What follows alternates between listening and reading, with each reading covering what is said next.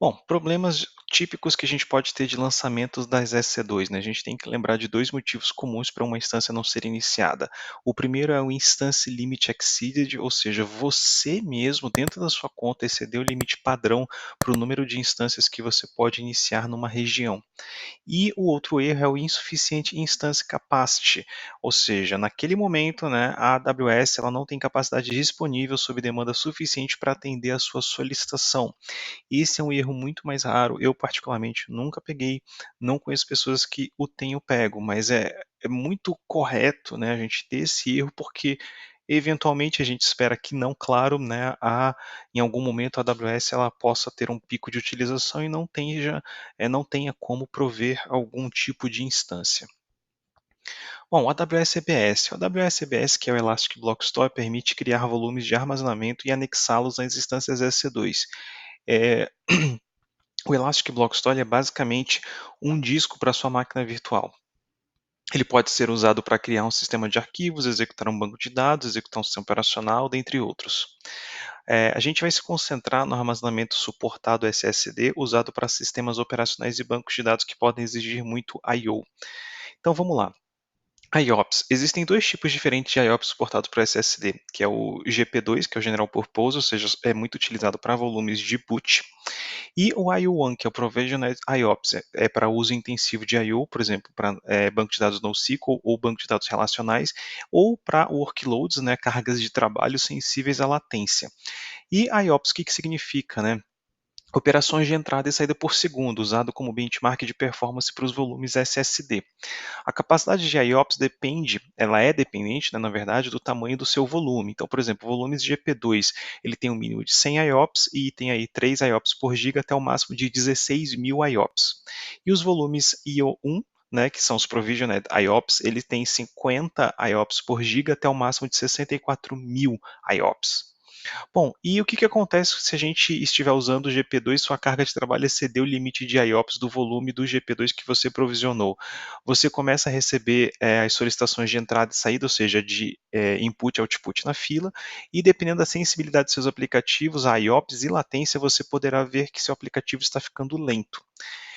Bom, e o que você pode efetivamente fazer sobre isso? Tem duas abordagens para quando você atinge o limite de IOPS. A primeira, que é para o GP2, você pode aumentar o tamanho do seu volume.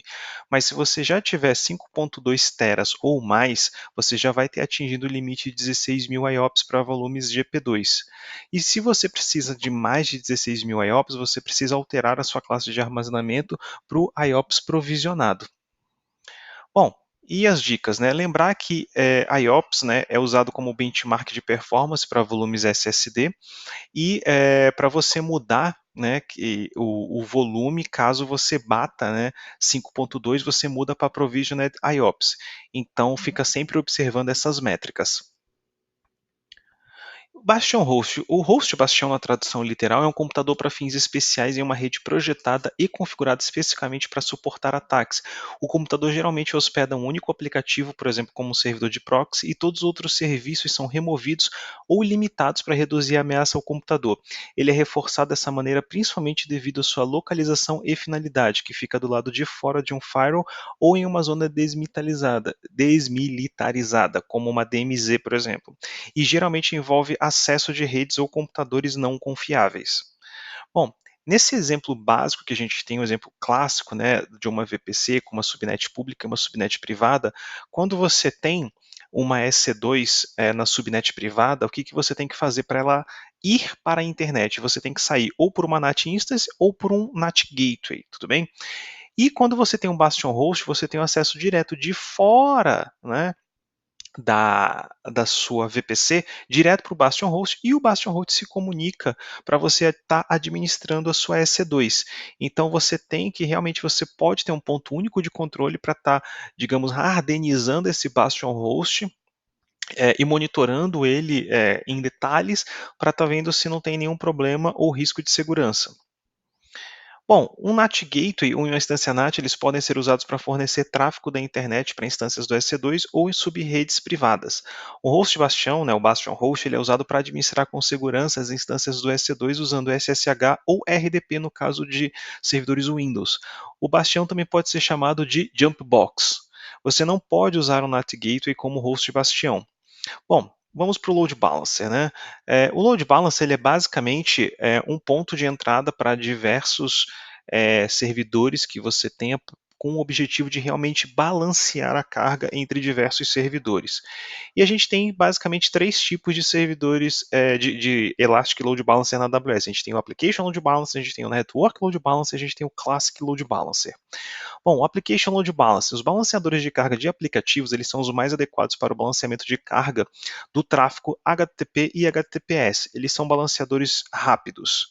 Eles operam na camada 7 e têm reconhecimento de aplicativos. Eles são inteligentes e você pode criar um roteamento avançado de solicitações, enviando solicitações específicas para servidores web específicos, ou seja, você consegue segregar, por exemplo, imagens para alguns servidores, vídeos para outros servidores e por aí vai. O Network Load Balancer, ele é realmente um load balancer muito mais rápido, ele é o mais rápido da AWS, né? Esses balanceadores de carga de rede são mais adequados para o balanceamento de carga de tráfego TCP, onde é necessário um desempenho extremo.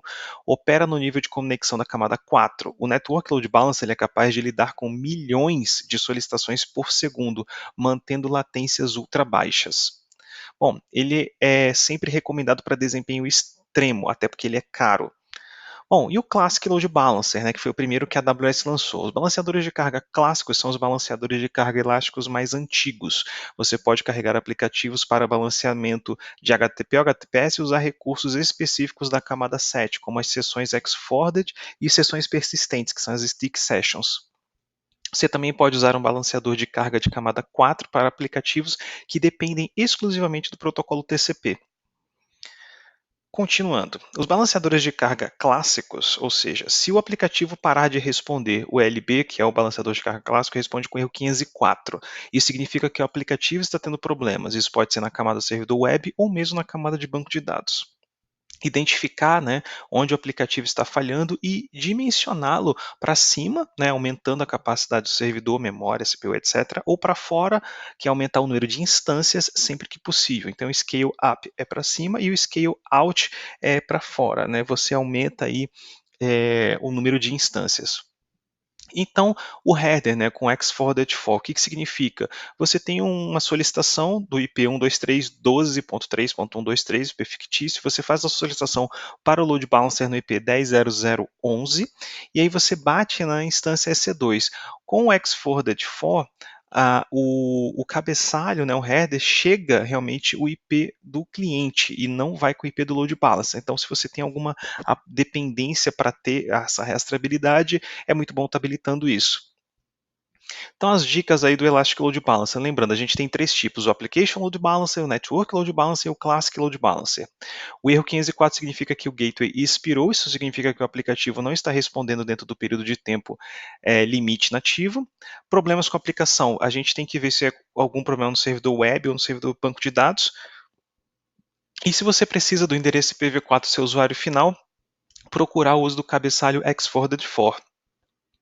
E os erros 400 e 500, né? Load Balancers Classic Application. Por padrão, uma mensagem de resposta que indica sucesso é sempre o código HTTP 200. Ele, inclusive, é um código de resposta quando a gente faz o upload de algum arquivo para um bucket S3. E a solicitação mal sucedida gerará uma mensagem de erro 400 ou 500, né?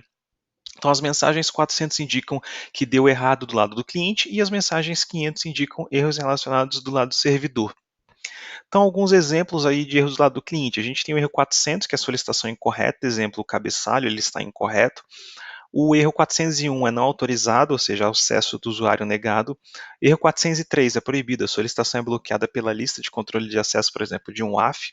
O erro 460, 460 é conexão fechada do cliente antes que o balanceador de carga pudesse responder. O período de tempo limite do cliente pode ser muito curto, por exemplo. E o erro 463 é o load balancer recebeu um cabeçalho de solicitação X-Forwarded for com mais de 30 endereços IPs, semelhante a uma solicitação mal formada. E do lado do servidor, a gente tem o erro 500, que é o 500, é um erro interno do servidor, por exemplo, um erro no balanceador de carga. O erro 502 é o gateway inválido, exemplo, o servidor de aplicativos fechou a conexão ou enviou de volta uma resposta incorreta. O erro 503 é um serviço indisponível, sem destinos registrados. Erro 504 é o tempo limite de gateway, gateway timeout, né? O aplicativo não está respondendo, problema com o seu servidor web, servidor de aplicativos ou mesmo servidor de banco de dados. E o erro 561 é não autorizado, né? Você recebe um código de erro do provedor de ID ao tentar autenticar um usuário. E as dicas, né, para a gente ficar na cabeça. Código 200 é código de sucesso. A solicitação mal sucedida de erro 400 ou 500, tem dos dois tipos, né? 400 é do lado do cliente e 500 é do lado do servidor. Bom, e as métricas que a gente pode ter para o CloudWatch, métricas de CloudWatch para o Load Balancer, né? Os Elastic Load Balancer publicam métricas no CloudWatch para o próprio balanceador de carga e para as instâncias de back-end, ou seja, as instâncias que respondem para aquele Load Balancer. Ajuda a verificar se o sistema está executando conforme o esperado e você pode criar um alarme do CloudWatch para executar uma ação específica, por exemplo, enviar um e-mail quando uma métrica atingir um limite, intervalo de tempo pré-definido, ou mesmo uma função lambda com alguma ação mais específica. Por exemplo, corrigir um bucket, subir um bucket, etc. Né? E as métricas elas são coletadas em intervalos de 60 segundos.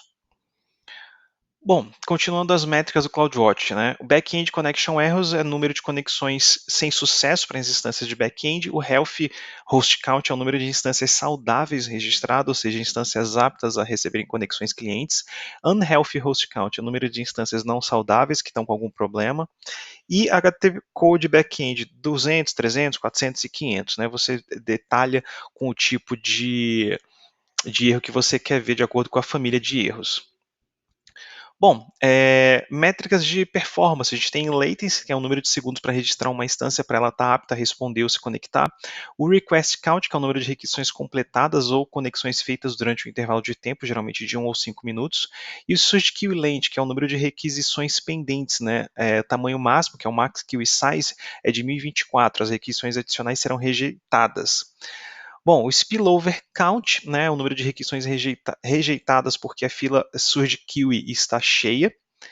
E para a gente finalizar essas métricas de load balancer, né, elas são publicadas no CloudWatch.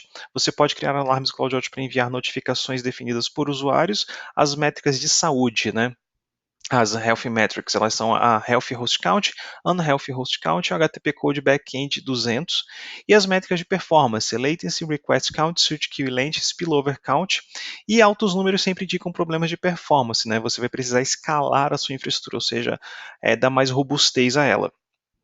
Bom, e o erro 504 significa que o gateway expirou, isso significa que o aplicativo não está respondendo dentro do período de tempo de limite inativo. E problemas com a aplicação, verificar se o servidor está com algum problema, né, web ou banco de dados. E se você precisar fornecer o endereço IPv4 do seu usuário final, procurar o cabeçalho xforwarded4.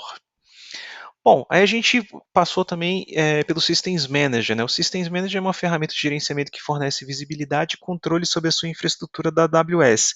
Integra com o CloudWatch, permitindo que você veja seus dashboards, dados operacionais e detecte problemas.